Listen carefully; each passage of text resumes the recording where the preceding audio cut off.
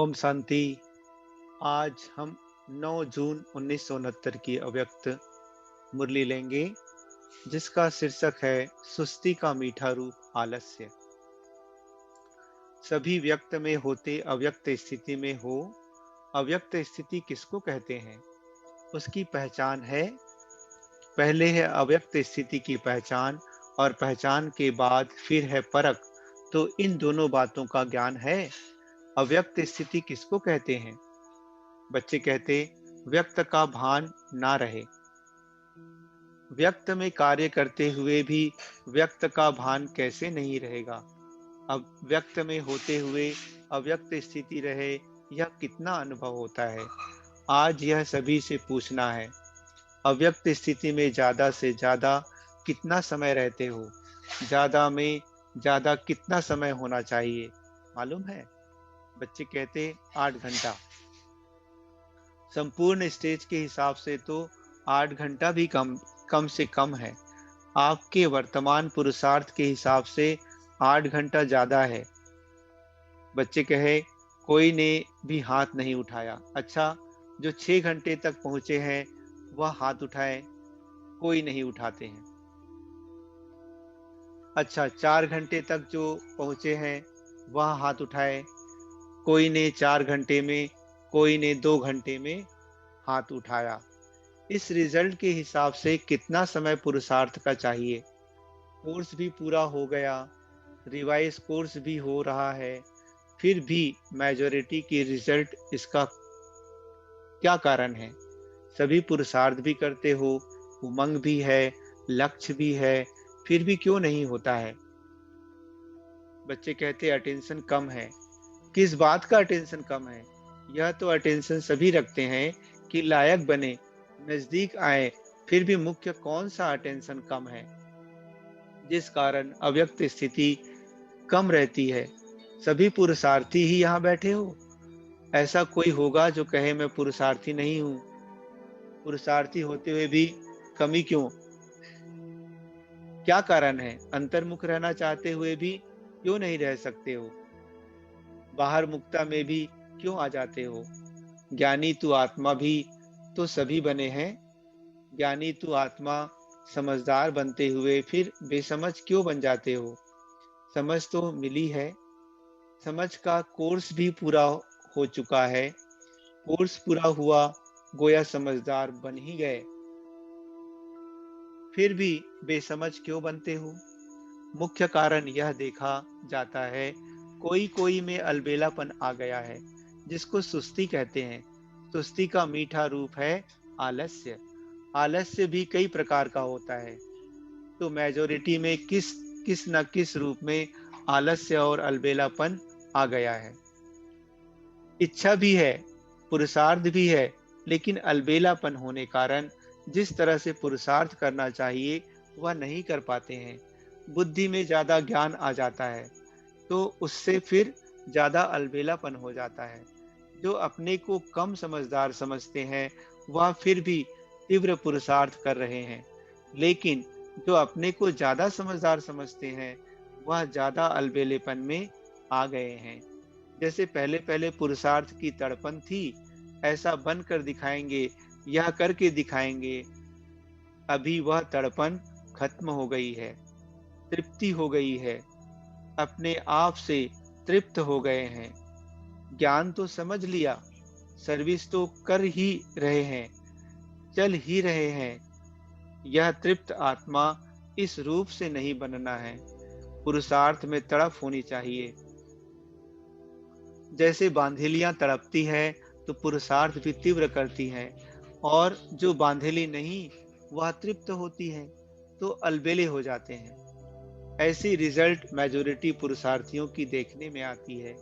हमेशा समझो कि हम नंबर 1 पुरुषार्थी बन रहे हैं, बन नहीं गए हैं। तीनों कालों का ज्ञान बुद्धि में आने से अपने को ज्यादा समझदार समझते हैं। पहले भी सुनाया था ना, जहां बालक बनना चाहिए वहां मालिक बन जाते हो, जहां मालिक बनना चाहिए वहां बालक बन जाते हो।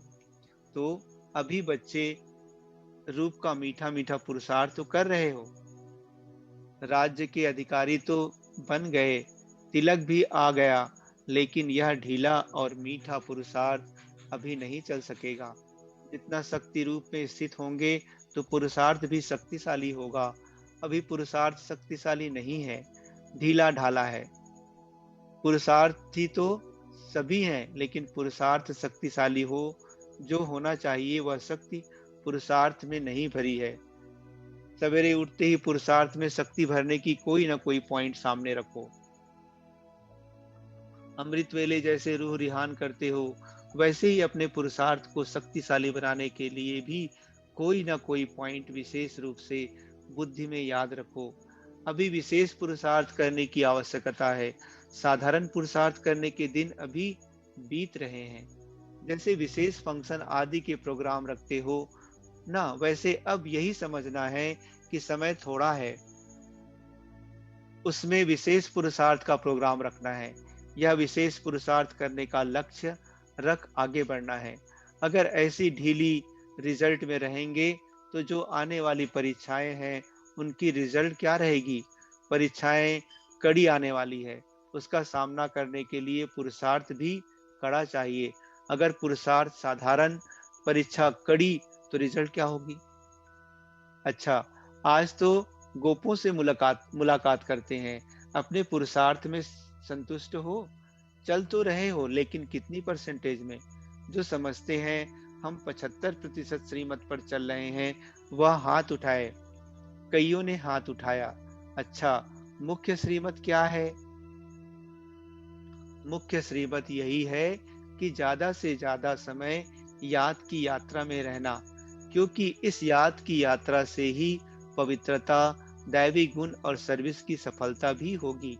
जो 75% श्रीमत पर चलते हैं, उन्हों का याद का चार्ट कितना है? याद का चार्ट भी 75% होना चाहिए। इसको कहेंगे पूरी पूरी श्रीमत पर चलने वाले। आज खास गोपों को आगे किया है, गोपियों को पीछे मंगाया है, क्योंकि जब भी मिलन की कोई बात होती है, तो गोपियां जल्दी आ जाती हैं। गोप देखते देखते रह जाते हैं। गोपों को जिम्मेवारी भी देनी है, यूं तो दी हुई है। जैसे आप लोगों के चित्र में दिखाया है ना, कि द्वापर के बाद ताज उतर जाते हैं, तो यह जिम्मेवारी का ताज भी दिया हुआ है तो है, लेकिन कभी कभी जानबूझकर भी उतार देते हैं, और माया भी उतार देती है। सतयुग में तो ताज इतना हल्का होता है, जो मालूम भी नहीं पड़ता कि कुछ बोझ सिर पर है। सतयुग की सीन सिनेरिया सामने आती है कि नहीं? सतयुग के नजारे स्वयं ही सामने आते हैं या लाते हो?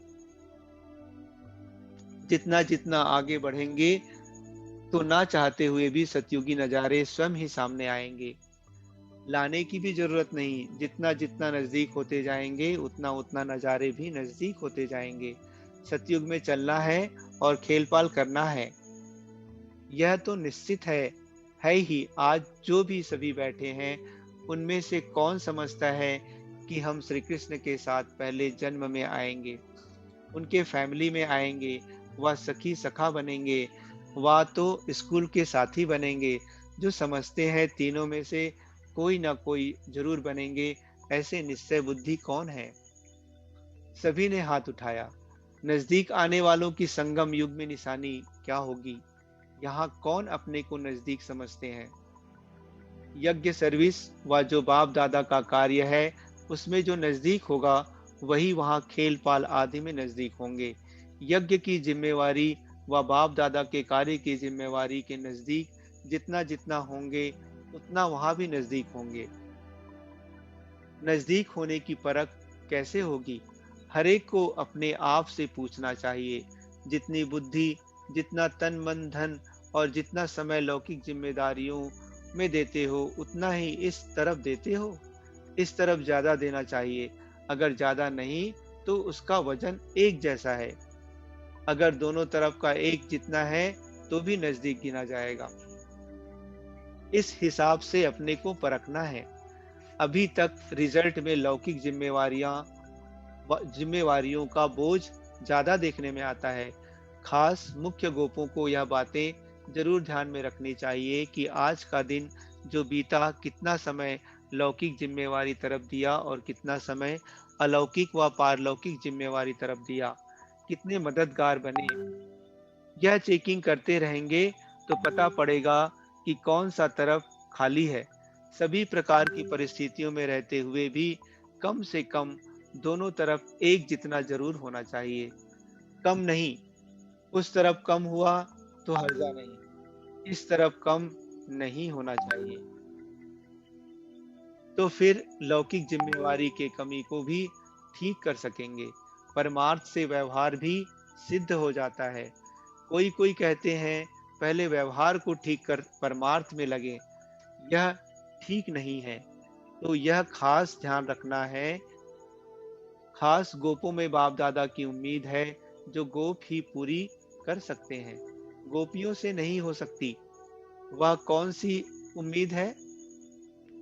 पांडवों का मुख्य कार्य यही है जो कई प्रकार के लोग और कई प्रकार की परीक्षाएं समय प्रति समय आने वाली भी है और आती भी रहती हैं।